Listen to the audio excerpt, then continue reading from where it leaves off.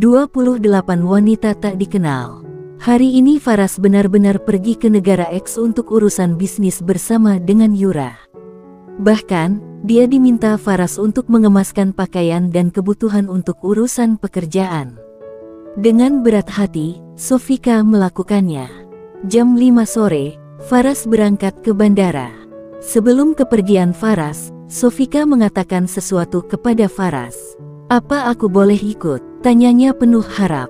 "Vika, aku mau kerja bukan main," jawab Faras masih lembut.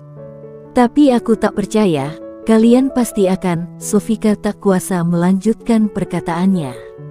"Jangan buruk sangka, aku tak akan berbuat yang tidak-tidak," sahut Faras dengan cepat. Sofika mendesah kesal, tapi dia tak bisa berbuat apapun. Suaminya tak ingin membawanya, dia tak mau memaksanya. "Jangan menyesal jika saat kamu pulang tak menemukan aku di rumah ini." Sengaja Sofika menggertak suaminya dengan tujuan agar dibawanya ke luar negeri. Tapi, sungguh tak sesuai harapan. Karena nyatanya, Faras malah menanggapinya dengan tawarnya. "Kamu ini lucu deh, sedang coba menggertakku ya? Hahaha, sudahlah, aku tak mau terlambat sayang." Faras mengusap puncak kepala Sofika dengan bibir yang masih tertawa. Sofika menahan kesal mendengar perkataan suaminya itu. Waktunya untuk menaklukkan suaminya akan terpangkas 2 bulan. Sungguh, dia semakin cemas. Faras pun pamit, meninggalkan Sofika dalam kegalauan. Berbeda dengan Sofika, saat ini Yura tengah tersenyum ceria.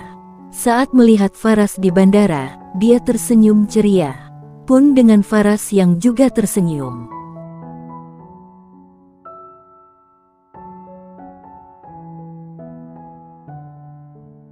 "Sayang," dengan manja dan hendak merangkul lengan Faras. "Stop!" Faras mengangkat tangan sebagai tanda agar Yura tak memeluknya. Raut wajah ceria Yura berubah masam. "Kenapa?" Matanya berkaca-kaca, sedih. "Aku dan Vika belum berpisah. Aku sudah berjanji untuk tak melewati batas," jawab Faras tegas. Yura tersenyum kecut, kemudian melenggang. Pergi duluan menuju pesawat saking kesalnya kepada Faras. Faras mengembuskan napas gusar, kemudian mengejar Yura. Dia akan meminta maaf dan berusaha menjelaskan segalanya. Beberapa hari sudah berlalu. Faras tak pernah meski sekedar mengirimkan pesan kepada Sofika. Hati Sofika semakin sedih, air mata masih saja menetes dari pelupuk matanya. "Dasar cengeng," maki Sofika kepada diri sendiri. Beruntung ada asisten rumah tangga yang selalu menenangkannya saat ini. "Bu, kenapa nangis? Pasti kangen bapak." "Iya," goda asisten rumah tangga berusia 50-an itu. Hehehe. "Iya Bi," terpaksa Sofika berbohong, tak sepenuhnya berbohong. Karena dia memang rindu kepada Faras. Tapi yang membuatnya lebih sedih adalah apa yang dia pikirkan saat ini. Dia merasa kalau saat ini selain bekerja, Faras dan Yura sengaja menghabiskan waktu bersama. Sofika tiba-tiba merasa dadanya sesak. Bukan karena penyakit sesak napas ataupun jantung. Tetapi, hatinya terasa sangat sakit sekali. Dengan cepat, dia berlari menuju ke kamar dan menumpahkan rasa hatinya. Setelah hampir 1 jam menangis, Sofika membersihkan diri. Dia melihat ke arah jam yang menempel di dinding kamarnya. Tak terasa sudah menunjukkan jam 8:30 pagi. Sofika mengganti pakaiannya dengan setelan training, kemudian melakukan lari pagi. Meski sudah agak siang, itulah yang setiap hari Sofika lakukan. Lari di waktu pagi dan sore hari. Mengikuti kelas senam Zumba, dan mengatur pola makan sehat. Dia tidak melakukan diet ketat, hanya mengurangi porsi makannya saja.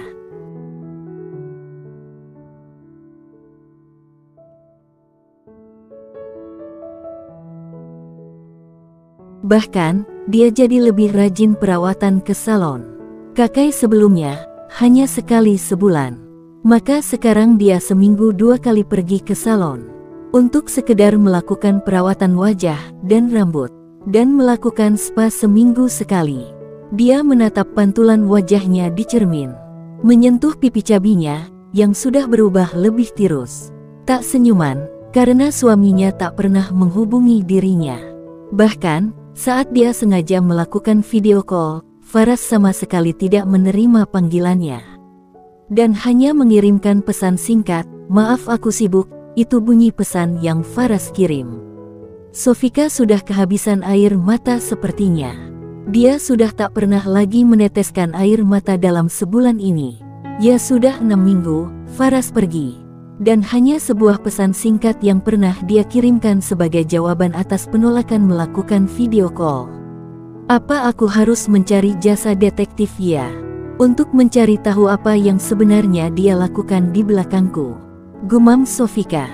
Padahal sudah jelas dia tahu kalau suaminya punya wanita lain. Dan benar saja, Sofika menyewa jasa detektif swasta untuk menguntit suaminya. Setelah 2 hari, barulah Sofika menerima kabar dari detektif bayarannya. "Bagaimana?" tanya Sofika dengan harap-harap cemas. Dan detektif itu mengirimkan beberapa foto Faras ke nomor Sofika. Sofika meremas ponsel yang digenggamnya. Dalam beberapa pesan gambar itu, tampak Faras dan Yura yang berada di beberapa tempat berbeda. Mereka sepertinya sedang berjalan-jalan. Mereka terlihat mesra, saling bergenggaman tangan, bergandengan, bahkan ada foto saat Yura mengecup pipi Faras. Keterlaluan. Mata Sofika sudah memerah, dia menghela napas dalam dan mengembuskan dengan sepelan mungkin. "Tenang Vika, tenang. Suami itu hanya titipan Tuhan, yang bisa diambil kapan saja, termasuk diambil pelakor. Hidup masih harus berjalan. Buktikan kamu bisa mendepak pelakor itu." Sofika menyemangati dirinya sendiri. "Tapi apa aku mampu? Sementara waktu terus berjalan," desah Sofika, rasa percaya dirinya kembali turun 30%.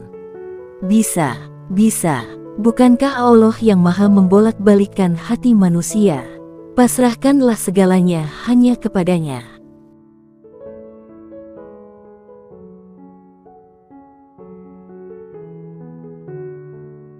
Sofika akhirnya lebih tenang setelah mendengar kata-kata motivasi dan nasihat lagi dari dirinya sendiri. "Ingatlah akan janjimu. Selama kamu masih menjadi suamiku, jangan pernah berzina dengan wanita manapun."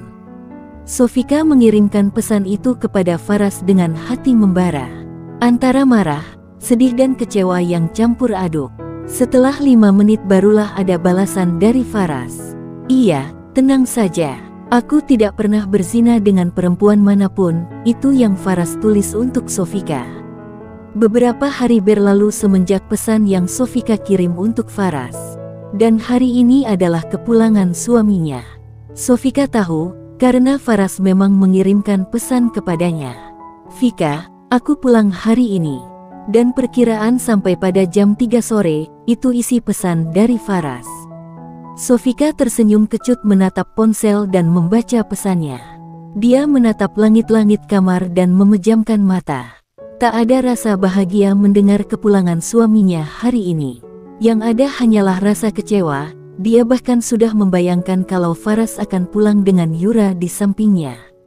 Brem, terdengar suara deru mesin mobil dari luar. Dia sudah bisa menebak siapa yang datang, karena sudah hafal dengan suara mesin mobil itu. Dia bangkit dan keluar dari kamar untuk menuju ke pintu utama. Rupanya asisten rumah tangga sudah membukakan pintu. "Vika," panggil sang tamu dengan tatapan memindai dari atas sampai bawah. "Iya, Al." Sofika tersenyum kecut, efek dari kesalnya kepada Faras. "Kamu Vika kan?" tanya Ali yang membuat Sofika jengkel. "Iya, memangnya siapa?" "Sudah jangan bercanda," ketusnya sambil menuju ruang tamu dan duduk di kursi. Ali mengikuti dan duduk tepat di hadapannya.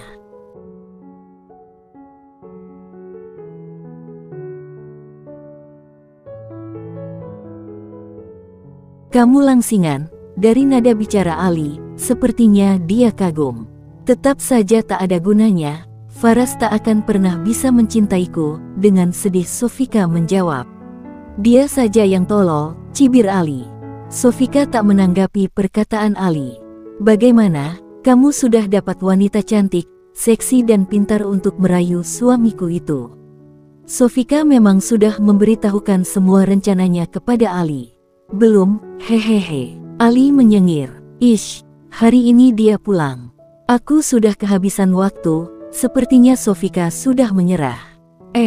Tunggu, ada seorang wanita cantik. Ayo ikut denganku. Ali berdiri. Sofika mengikuti, meski malas.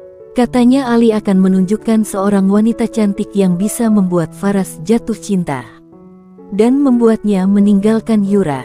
Jadi dia sedikit bersemangat. Setelah pertemuan itu, Ali pulang sekitar jam 1 siang. Sementara Sofika duduk termenung di depan cermin besar di dalam kamarnya, menatap pantulan dirinya sendiri yang kata Ali sangat cantik. Dia mengada-ada, desahnya tak percaya diri. Tak terasa waktu berlalu dengan cepat. Saat ini sudah menunjukkan pukul 3:15. Sebentar lagi pasti Faras akan sampai. Brem-brem, terdengar suara deru mesin mobil dari pintu utama, dan itu adalah suara mesin mobil Faras. Faras turun dari mobil dengan wajah ceria. Dia melangkahkan kaki menuju pintu utama dan berdiri di depannya. Ceklek, pintu terbuka sebelum Faras menekan belnya. Faras mundur 2 langkah ke belakang, terkejut dengan penampakan wanita yang membuka pintu. Kamu siapa? Kenapa ada di rumahku? Dia memindai wanita yang berdiri di ambang pintu itu dengan terheran-heran.